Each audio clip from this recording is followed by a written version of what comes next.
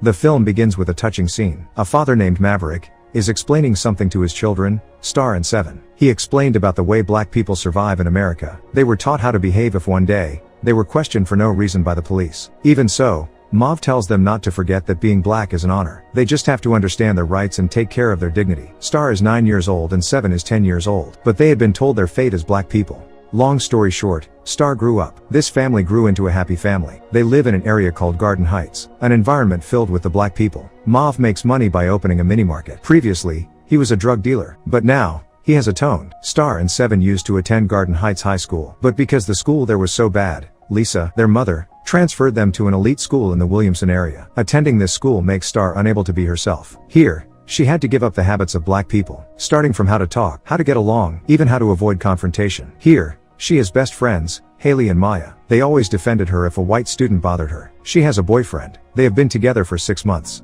This boy's name is Chris. That guy is the best thing she has in this school. But still, many wealthy white students looked on cynically, and probably wondering why Chris would ask her, a black girl, to be his girlfriend. During the weekend, she went out with her friends, Kenya, at a party. Kenya is Seven's sister, or she is the daughter of Mav's ex-wife. Even so, they remained friends. While at the party, Star notices Khalil's presence. He is her childhood friend. Even Khalil's grandmother used to be her babysitter when she was a kid. Since they had not seen each other for a long time, they asked each other about how they were doing. While they were chatting, there were people fighting at the party. So, a gunshot was heard and caused everyone to come out. The party was over. Khalil immediately asked Star to go in his car. In the car, they talked to each other. He used to be a poor boy, until one day, his grandmother was unilaterally fired from the hospital. His grandmother had cancer. So, he had to change his profession to become a drug dealer. This made Star feel concerned. There, Khalil also shared his life principles which were inspired by Tupac, a rapper who often inspires black people through his song lyrics, that the hatred they received when they were little would turn into rebellion when they grew up. While on the way,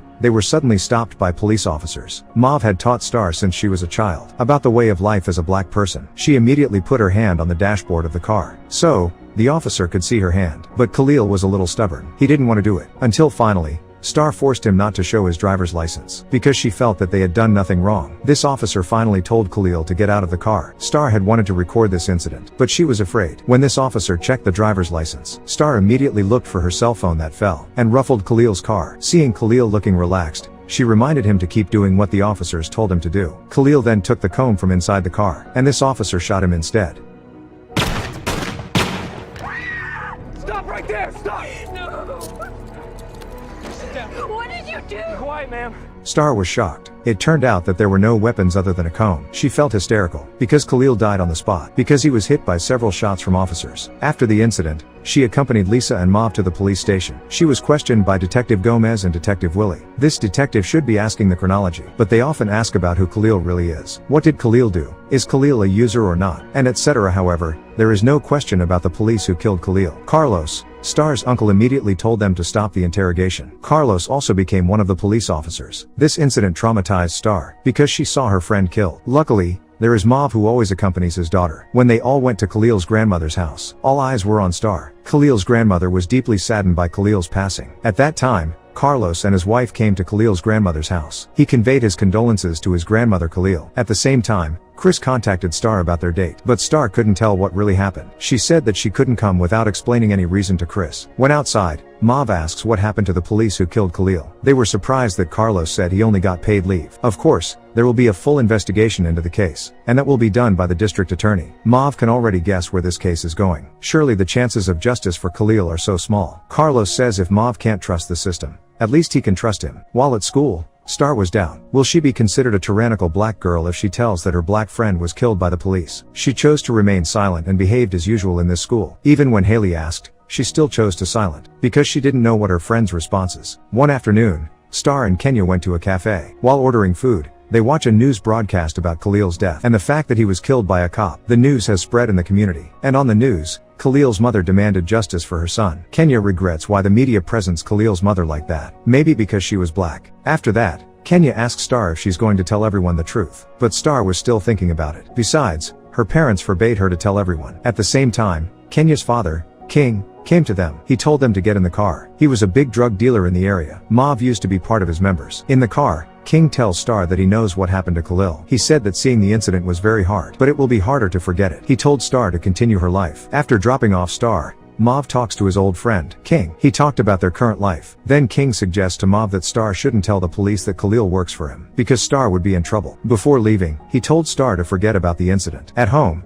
Lisa, who is listening to Mauve's story, catches that King is about to threaten Star. Implicitly, King would hurt their daughter if Star told the police about Khalil's work. Then she asked Mauve to move for the good of their family. But according to Mauve, King won't bother them. Like when he decided to quit from the drugs world. It was a funeral day for Khalil. While Star was getting ready, Mauve came to her. Star tells of Khalil's outlook on life. That whites will always view the blacks with hatred. That the law was made against them, black people. Mauve says why so many black people are drug dealers. Because they need money. But unknowingly, black people fall into a vicious circle. Becoming a dealer looks like a solution to get out of poverty. But drugs also destroy the black generation. He didn't want to repeat his mistake. He wants to be a good model to his children. While at church, Star couldn't help but cry when she saw Khalil's body lying in the coffin. Everyone was present at the mass, including King and his family. At that time, the priest invited someone who wanted to say something. A woman named April came to the stage. She is a lawyer from Jazz for Justice. She said that the police had no intention of properly punishing the officer who shot Khalil. Although there are credible witnesses, she invited everyone to take a peaceful demonstration to the police station after the mass was over. Her words sent energy to the congregation who were present to fight for justice. Before returning to her seat, she looked at Star. It was as if she had invited Star along too. When it was over, there was already a group of people getting ready to protest at the police station for justice for Khalil. Worried that this peaceful demonstration will end in chaos, Mauve invites all his family members to go home. It invites disappointment for other friends, because they should have joined too. In accordance with Mauve's prediction, when the news showed the protest on TV, the peaceful demonstration turned violent. Resistance against the police, until it is unavoidable. The news also caught Chris's attention to find out what had happened. He immediately called Star to ask if she and the other family were safe or not. At the same time, their house as guests. Turns out it was April. She had come there to talk to Star. April explained that Star's confession would strengthen the charges against Bryant, the officer who shot Khalil, so that he got what he deserved. That's why Star had to appear all over the place. On TV, social media, or at the streets. Mauve agrees, but not for Lisa. She didn't want Star's confession to harm her daughter. Hearing that, April couldn't say anything. Before she left, Star recounted her bitter experiences. That when she was a child, her best friend, Natasha, was shot dead by someone, one of the members of King. Maybe they're blocking the way. The shot killed Natasha. In fact, she knew the culprit. But at that time, she chose to remain silent. Right now, she had to be faced with the same condition, and she was at a loss as to what to do. Listening to the story, April then said that Star could call her at any time if she changes her mind. When she was at school, she was shocked because the school was closed. She was getting more and more shocked when she heard that the students were going out to protest the justice for Khalil. But what she saw was not a concern. It's just an excuse for students to skip school, not to take math exams, or just for fun outside. It made her feel sick. Then she called Carlos to pick her up at school. Then Carlos drove her to the hospital, where her mother works. She told her mother that she would speak for Khalil. So that night, they went to the TV station, accompanied by April. She was interviewed in a segment. She spoke with a blurred face. However, when interviewed, she was too led to tell who Khalil really was, instead of asking about her confession. So, she said that Khalil was forced to become a dealer under a man named King, in the Garden Heights area. This was watched by King and his family at home. But after that,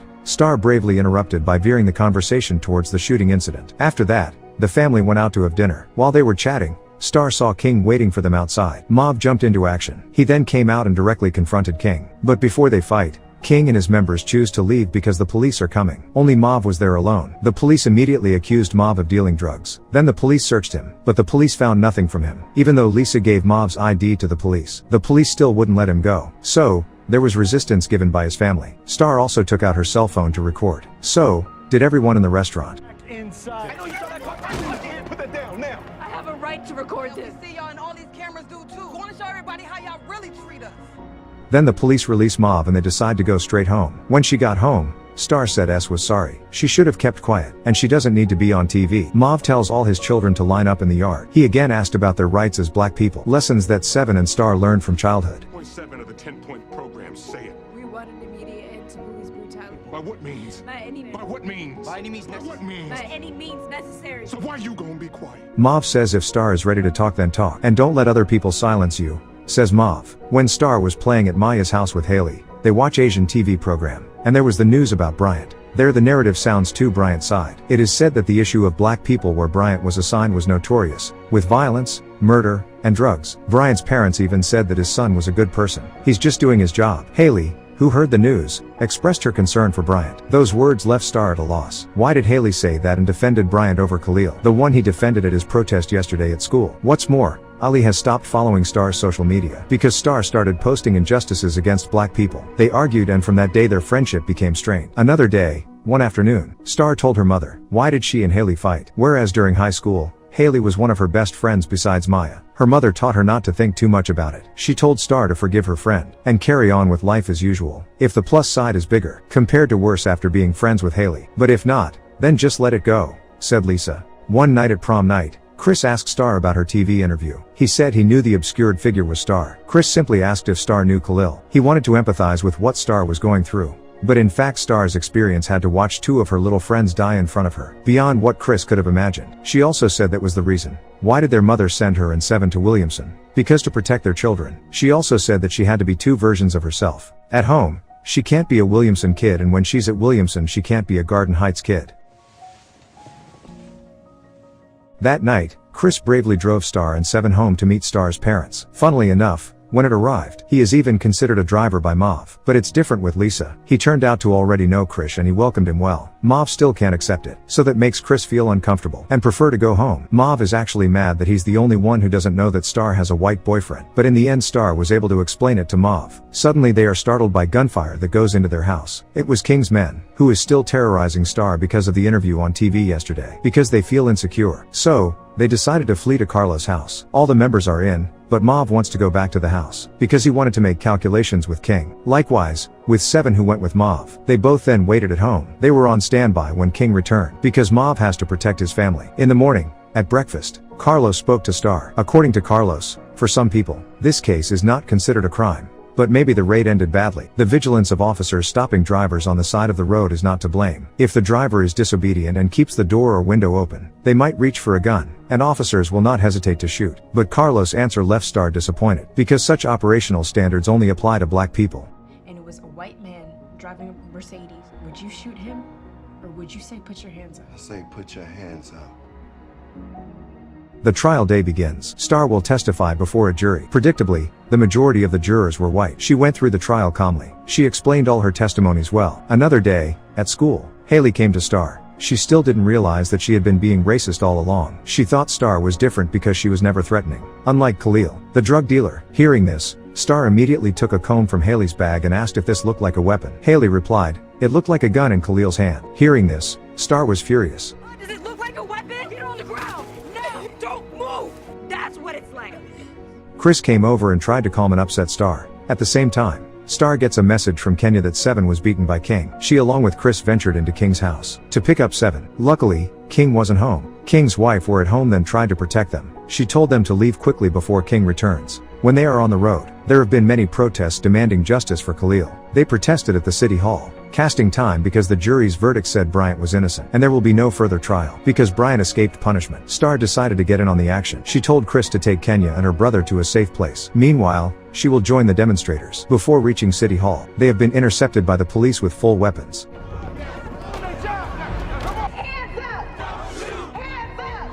Look at how things are getting hotter. She decided to speak in front of them all. She said she was the key witness. She encouraged the demonstrators that their actions were right, for justice. But no matter how loud they scream, no matter what they are trying to fight for, the police still refuse to listen. People who are only armed with enthusiasm will certainly be afraid of the fully armed police. The crowd easily dispersed when tear gas was fired. The community was pushed back. Star had to take the seriously injured Seven. With the help of his friend Mauve, they go to Mauve's shop to search for milk in order to eliminate the effects of tear gas burning their eyes. They were then left there, while the herd is calling for Mauve to come to the shop. King, who from afar saw Star's presence, immediately took the opportunity. He orders his men to burn Mauve's shop, so that Star can be killed there. Luckily, there were neighbors who saw and immediately tried to help those who were trapped inside. Mauve, Carlos and Lisa finally got there and rushed them out the back door. Seeing the situation, King immediately intends to beat up Mauve, but an unexpected situation occurred. Mauve loses his gun, which turns out to be held by Sekani, Star's younger brother, that pointed a gun at King to defend his father.